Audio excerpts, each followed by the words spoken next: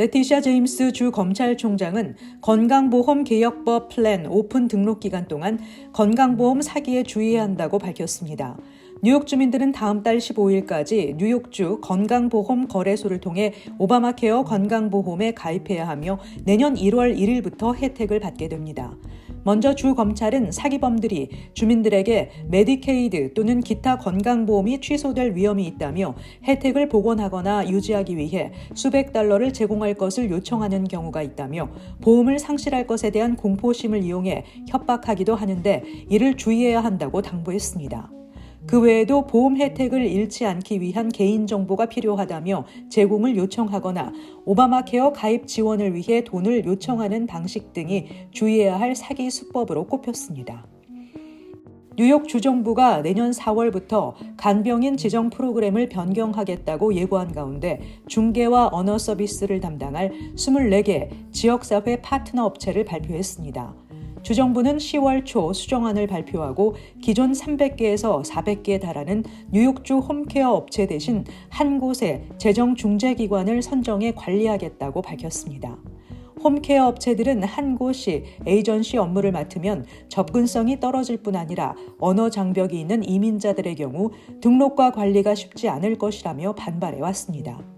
일부 홈케어 업체들은 주정부를 상대로 집단 소송도 제기했습니다.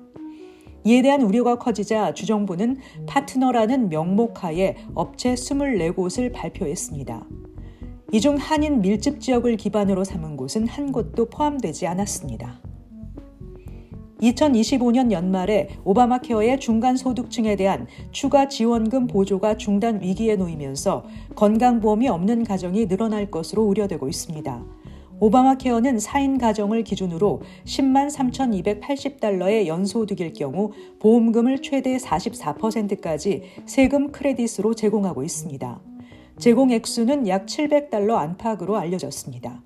만약 보조금이 중단되면 최소 12개 주에서 해당 소득 가정의 보험료가 2배로 늘어날 전망입니다.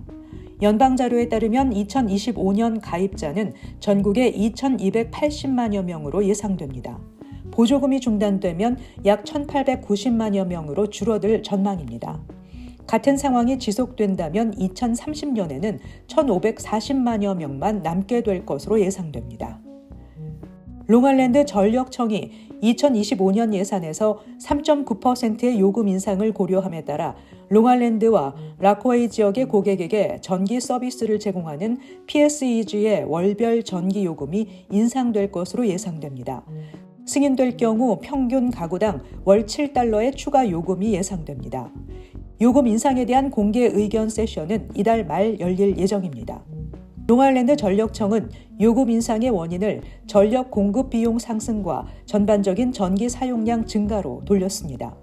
전력청은 이러한 조정으로 인해 월별 요금이 증가할 수 있지만 주민들은 전기 자동차 도입 등을 통해 연료 의존도를 줄일 수 있다고 밝혔습니다.